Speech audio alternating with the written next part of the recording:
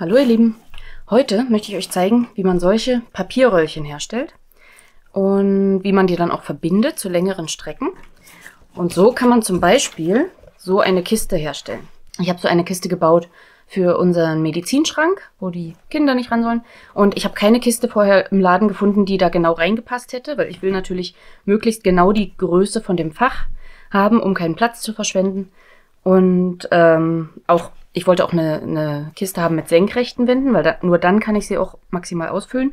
Die meisten Kisten, die ich gefunden habe zum Kaufen, die haben einfach von den Seitenwänden her noch so viel Platz weggenommen, weil die schräg waren oder so dicke Griffe oben dran waren. Sowas wollte ich alles nicht. Wollte ich mir selber bauen.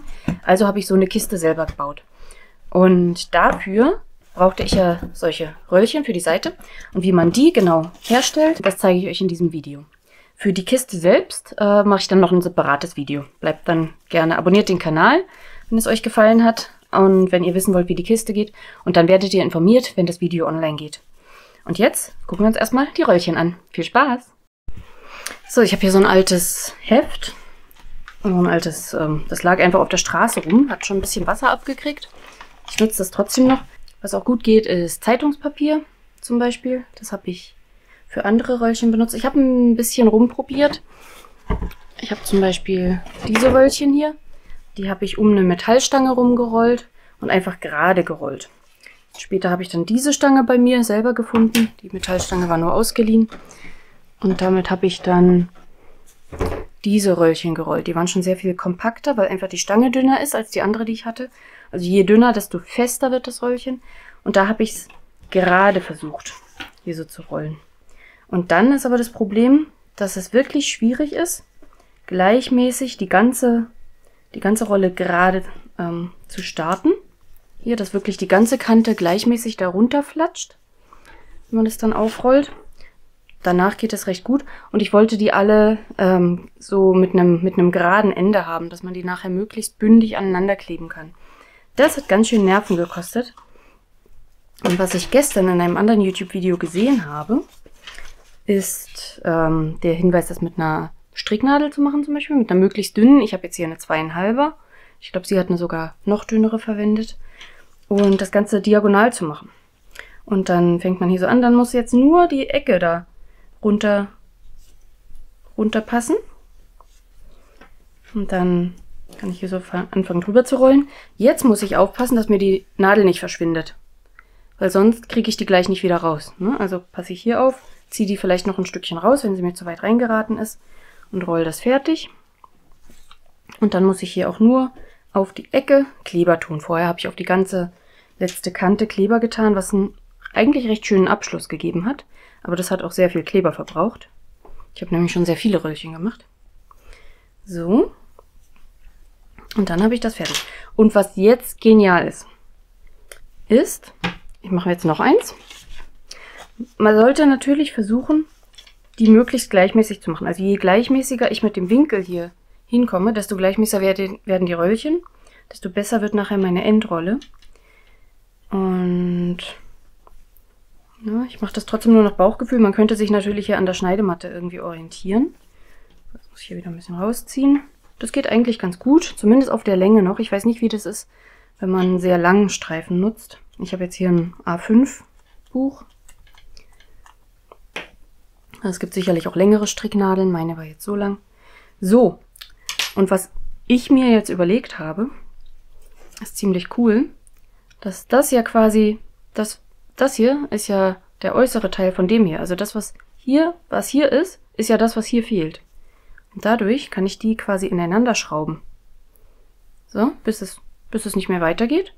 Und jetzt sehe ich auch, dass diese Kante ist komplett parallel. Oder so gut wie komplett parallel. Und dadurch konnte ich das schön ineinander schrauben. Jetzt ist es hier eine durchgängige... Ich habe das direkt verbunden. Ne? Und hier fehlt jetzt nichts. Weil das ja komplett ineinander greift. Also das ist jetzt überall gleichmäßig dick. Das ist schon echt cool. Und so kann ich mir Röllchen machen, die möglichst lang sind. So, das habe ich jetzt schon zweimal gemacht. Und wenn ich die dann jetzt parallel hinlege, kann ich mir damit die Wand für mein Körbchen bauen. Ich möchte das als gerade Seitenwand haben. Ich finde das auch mit diesem Effekt hier ziemlich cool. Ne, gerade dieses Buch bietet jetzt hier gerade so einen Effekt, dass das hier so eine farbliche Seitenkante hat. Das ist hier natürlich ein sehr cooler Effekt. Und da will ich perspektivisch dann dieses für den Medizinschrank, das Körbchen draus machen. Ich habe das schon mal gemacht in Größe. Oh, das passt gar nicht in die Kamera, ne? Das ist wirklich groß. Das soll ein Tablett werden für meinen Nachttisch. Da habe ich es noch mit dieser anderen Methode gemacht. Da sieht man auch hier den Übergang, wo ich eben Stoß auf Stoß versucht habe, aber die waren eben nicht alle gleichmäßig. Und das wurde auch durchs Kleben jetzt nicht besser. Also dadurch, ne, das hält jetzt nur durch die eine Klebestelle hier unten. Und ich habe jetzt versucht, da so ein bisschen Kleber reinzuschmieren in alle Ecken, aber es war schon echt fummelig. Das kann ich ja auf die Länge der Strecke machen, die ich brauche. Wenn ich ein kleines Körbchen brauche, mache ich es kürzer. Wenn ich ein größeres Körbchen, so wie dieses Tablett hier brauche, ne, das hat eine ganz schön lange Seitenkante hier. Und dann müsste ich einfach noch ein Röllchen da reinstecken und fertig. Ne? Also ich finde das genial. So, ich habe jetzt hier schon ein paar Rollen vorbereitet in der Zwischenzeit. Und wollte jetzt mal mein Fazit abgeben. Also das sind, ich hatte ja gesagt, ne? Das hier waren die ersten Rollen, die ich überhaupt mit dieser Technik gedreht habe. Die habe ich jetzt schon zusammengeklebt. Die halten auch richtig gut. Also ich finde, das ist eine recht stabile Wand. Ich kann die kaum biegen so. Ne? Also ich finde das schon richtig cool. Und deshalb mache ich da jetzt mehr von, dass ich auch größere Wände und längere Wände bauen kann. Und das waren jetzt die nächsten. Ich finde schon, also man sieht, dass sie gleichmäßig gerollt sind und gleichmäßig dick sind, wenn sie eine ähnliche Länge haben. Ne? Also ich finde, das ist alles im Rahmen. Das ist super geworden. Und da wollte ich noch mal kurz ein bisschen was erzählen, was ich festgestellt habe. Da habe ich hier mein Buch, ne? Ich reiße das ab. In welche Richtung die Fasern wachsen. Können wir noch mal sehen hier. Das ist schief zur Faser. Es reißt schief. So lang. Na, seht ihr den Unterschied? Das ist gerade abgerissen, das heißt, so lang sind die Fasern. Und deshalb, ich sollte längs der Faser oder mit der Faser aufrollen. Ja?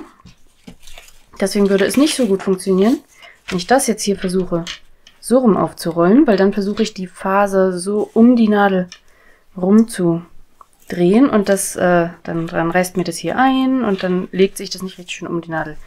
So lang. Dann muss ich nur die Ecke erwischen und dann rollt sich der Rest fast von alleine. Seht ihr das? So, also Faserrichtung beachten. Und dann habe ich jetzt also, ne, Faserrichtung ist in die Richtung. Kann ich ja mal anmalen. So lang sind die Fasern. Dann nehme ich das, wie gesagt, ein bisschen schräg.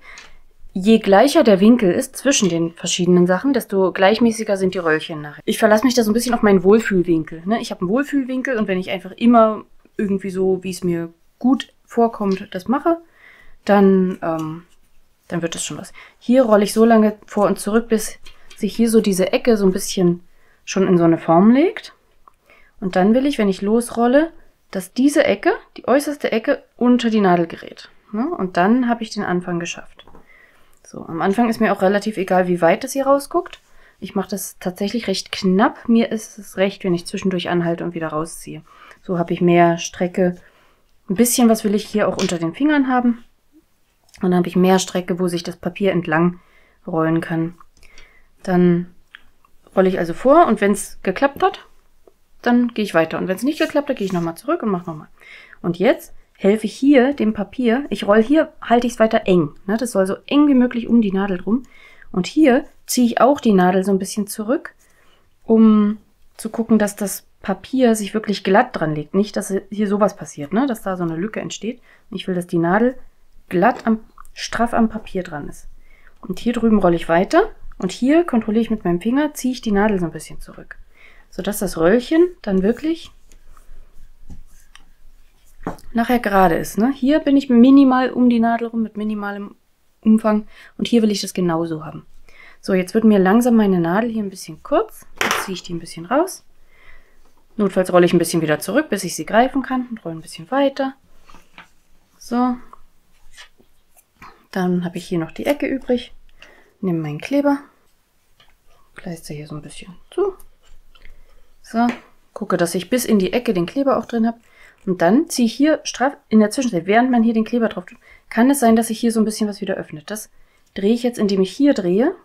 mache ich das alles wieder, mache ich alle Löcher, die da entstanden sind, wieder weg. Und drehe hier weiter und drehe noch ein paar Mal hier rum. Dadurch massiere ich so ein bisschen den Kleber darum, ne?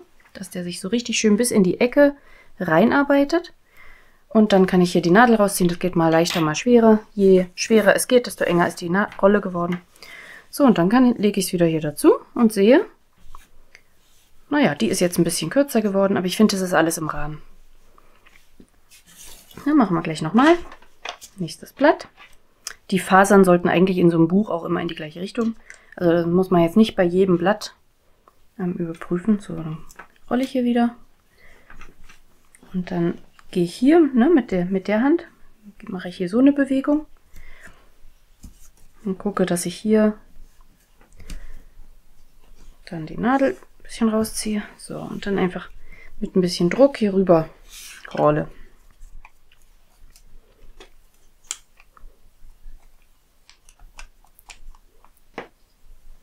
So, hier hat sich jetzt ein bisschen geöffnet, das drehe ich wieder zu.